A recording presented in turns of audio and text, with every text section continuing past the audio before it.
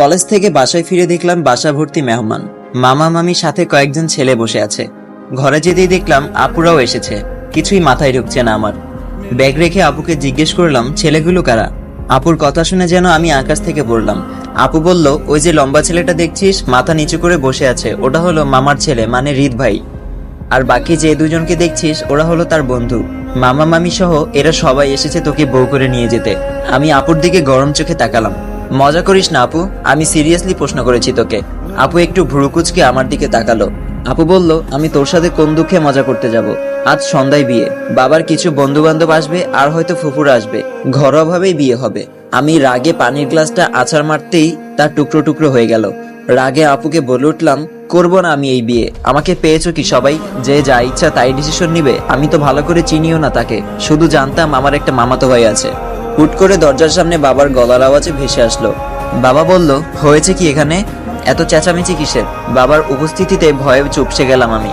চুপচাপ দাঁড়িয়ে আছি, কিছু বলার সাহস পাচ্ছি না। এর মাঝেই আপু বিষয়টা সামলে নিল। আপু বলল, না বাবা কিছু হয়নি, হাত থেকে পানির গ্লাসটা পড়ে গেল। বাবা কিছু না বলে চুপচাপ চলে গেল। আমি আপুর দিকে তাকিয়ে কাঁদো স্বরে বললাম, আমি এই বিয়ে করব না আপু। বিয়ের জন্য প্রস্তুতি চলছে, সন্ধ্যার পর বিয়ে। রাতটা এখানে থেকে পরদিন সকালে বউ নিয়ে রওনা দিবে সবাই। আজ কলেজ থেকে যখন আসছিলাম তখন অনেক প্ল্যান তৈরি করে ফেলেছিলাম। গ্রীষ্মের বন্ধ দিল 15 দিন। কত প্ল্যান ছিল, এই 15 দিন ঘুরবো ফিরবো, আনন্দ উল্লাস করে বেড়াবো। আর বাসায় ঢুকেই এমন হাই ভোল্টেজের শটটা খেলাম। নিরুপায় হয়ে মায়ের কাছে গেলাম, কিন্তু কেউ আমাকে বিশেষ গুরুত্ব দিল না। শুধু মামি একবার 2 হাতে ধরে কপালে চুমু দিয়ে বলল, আমার লক্ষ্মী বৌমা। আমি আবারও নিরুপায় হলাম, কেউ আমায় এতটা গুরুত্ব দিচ্ছে না। একটুও মনে হচ্ছে না আমার জন্য এত আয়োজন। আসার সময় খাম্বা মহাশয়, থুকু রিদ ভাইয়ের দিকে আর চোখে কিছুক্ষণ তাকালাম। এটাই তাহলে আমার মামাতো ভাই? মা একটা লেহেঙ্গা নিয়ে আমার সামনে এসে দাঁড়ালো। আমি এখনো বসে আছি মুখ গোমড়া করে। মা আমাকে ওয়াশরুমে নিয়ে গেল। এরপর আপুকে বলল গরম পানি নিয়ে আসতে। এমনিতেও গরমকাল, তার উপর আবার গরম পানি, ব্যাপারটা একটু অসহ্যকর মনে হলো আমার কাছে। তবুও কিছু বললাম না। কেমন যেন একটা ঘোরের মধ্য দিয়ে সময়টা কাটছে আমার, নাকি এটা স্বপ্ন? একটু পর হুট করে ঘুম ভেঙে যাবে, এটাও বুঝতে পারছি না। আজ মনে হচ্ছে সেই একমাত্র প্রাণী যে কিনা কলেজ থেকে আসার পরই বিয়ের পিঁড়িতে বসতে হবে।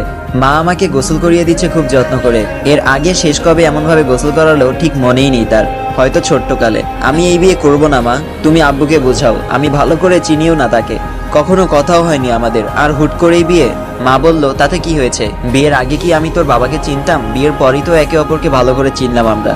তবুও মা, সে কেমন ভালো না খারাপ, রাগী না শান্ত, এটাও তো জানি না আমি। অন্তত আমায় একটু সময় দিতে তোমরা। মা বলল, ওসব নিয়ে তোকে ভাবতে হবে না। রিদ খুব ভালো ছেলে, যথেষ্ট ঠান্ডা মাথার ছেলে। ঠিক তুই যেমনটা চাস ঠিক তেমন। তা না হলে কি আমরা তোকে না বলে